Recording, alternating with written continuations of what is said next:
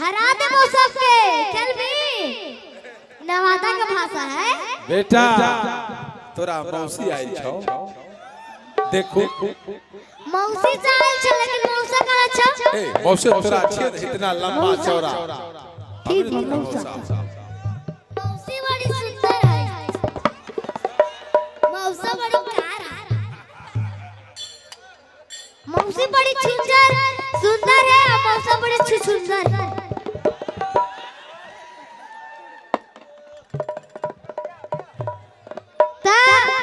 बहुत शुभ अवसर बा कि आज रिंकू जी की बेटी भीमा कुमारी जी का जन्मदिन पर हम लोग आए हैं, तो बहुत अच्छा लगता है। अगला साल भी हम प्रोग्राम किए थे पलामू में, झारखंड पलामू में, तो उस टाइम भी आप लोग का आशीर्वाद प्यार बहुत मिला था। और फिर से आप लोग का आशीर्वाद प्यार और लाड दुलार से फिर से मैं आया हूँ वही झारखंड पलामू का धरती पर। तो आप लोग ऐसे ही अपना आशीर्वाद पर देते रहिए और सालों साल हमको बुलाते रहिए।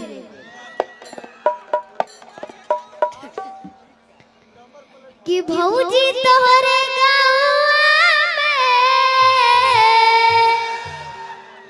सुपर सुपर मालवाड़ी सा। भौजी तोहरे सुपर सुपर मालवाड़ी सो। सच कहतनी भौजी एकदम बवाल बाड़ी सो। का हो ब्यास अब हो भौजी तोहरे सुपर सुपर मालवाड़ी सा। भौजी तोहरे गाँव में सुपर सुपर मालवाड़ी सा। सच कहतनी भौजी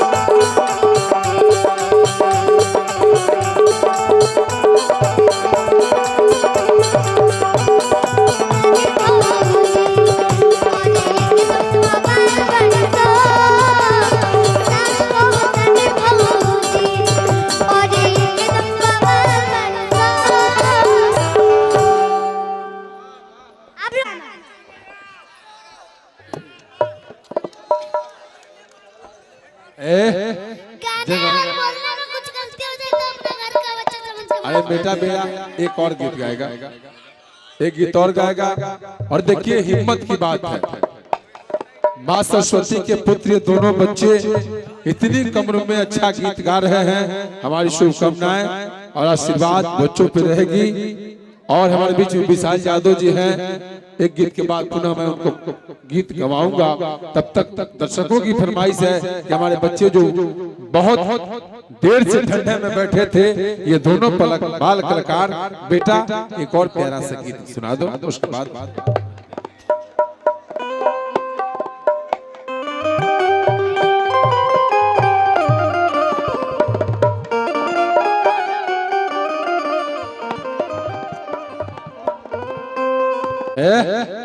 बेटा खड़ा सामने तंज पीछे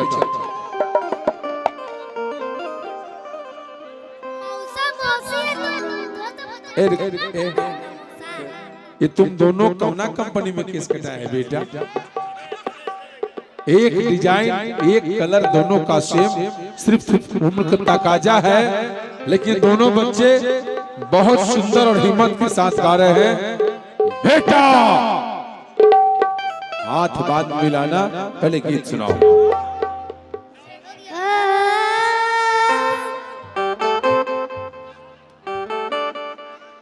अगे तोरे नमवाली खो गलियों काट के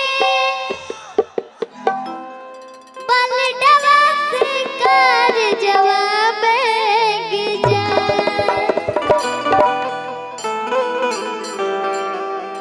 कि तोरे नमवाली खो गलियों काट के बलडवा से कर जवाब गिजा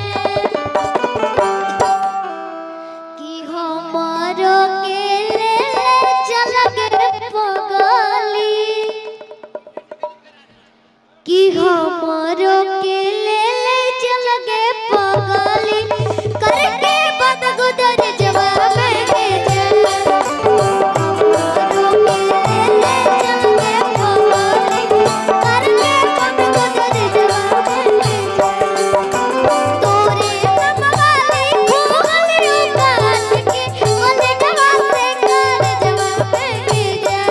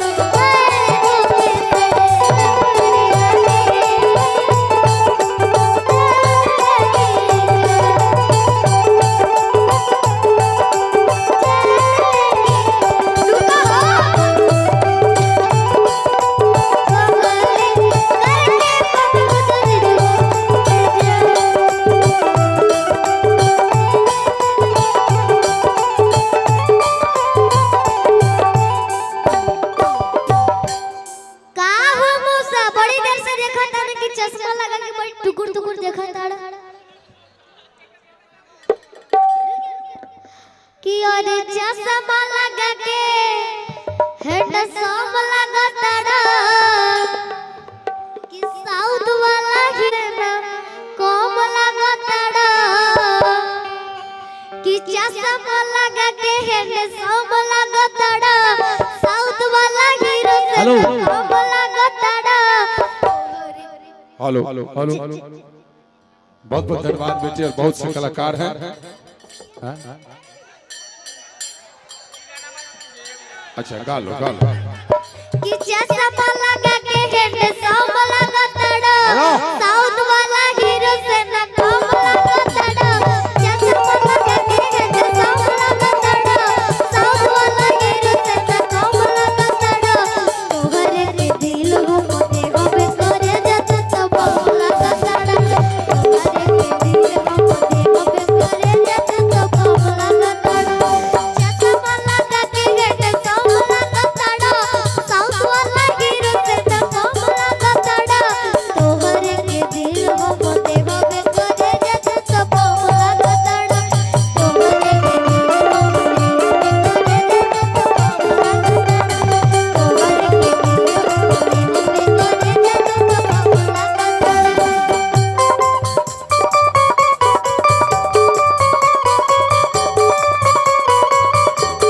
लगतड़ा। तोहरे के दिल हो मोते होबे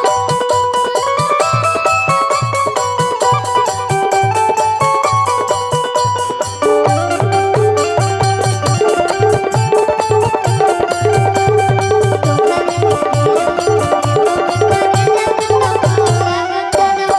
तोहरे के दिल हो मोते होबे करे जत तो बम लगतड़ा। तोहरे के दिल हो मोते होबे करे जत तो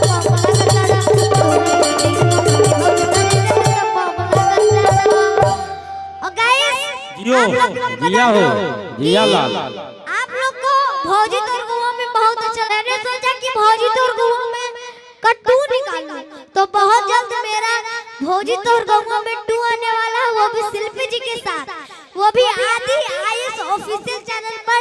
तो आप लोग YouTube में जाकर आदि आयुष ऑफिशियल चैनल सर्च मारकर सब्सक्राइब कर लीजिए। उसी पर हम लोग का सब गाना आएगा। और आप लोग रिकॉर्डिंग गाना सुनना चाहेंगे? अरे सही अपना लाड करते रहिए अपना घर का बालक पर गाना बजेगा। हेलो रुको अगला का बतियाएगी जो पहले गाने में रफ्तारी वाला सॉन्ग पर हमारा नाच। बच्चा होगा। हेलो नहीं और लोकल फिर बच्चों से गवाएंगे। एक सबका हाजिरी लग जाती है।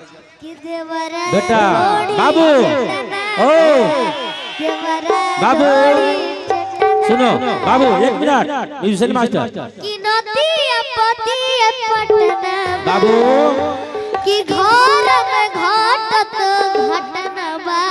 देवरा थोड़ी ढोड़ी चटना चटना बा बा। देवरा थोड़ी चटना बा। सुनो भाई, झुमा दो। अपती पटना बा घर में घटत घटना बा। देवरा ढोड़ी चटना बा। देवरा थोड़ी चटना बा। बेटा बहुत सुंदर आप लोग उम्र से अच्छा गा रहे हैं, लेकिन गीत थोड़ा अच्छा गाइएगा। आप लोग बच्चे हैं पढ़ने वाले, अब ढेवरा थोड़ी चटना तो मन में गावे के। मेरे बच्चे अच्छे गाना गाएंगे। देखिए सर, देखिए एक बात सुनिए, हम अपने मन से नहीं गाते सर। मेरे भगवान मेरे हमारा शेर हमारे जितने भी दर्शक जो मांगते हैं वही देते हैं। हमारे गुरुजी मांगेंगे कि हमें ये मतलब वही गाना देंगे। हम अपना मन से गाना नहीं देते। क्या जी आप बोले कि ये गाना गा दिए। आपका पसंद मेरा पसंद बात बराबर। आप मेरे भगवान हैं और भगवान के कुछ भी पसंद हो तो उसका चेला वो पसंद है। ठीक है गाओ, लेकिन उम्र के हिसाब से अच्छे गाने गाओ। चल एक और गाओ भाई, एक और गाओ, एक और गाओ। गाना बजाई तो पिंटू भैया अब मलिक जी करवाइए, गाएंगे, मलिक जी। डांस करेंगे।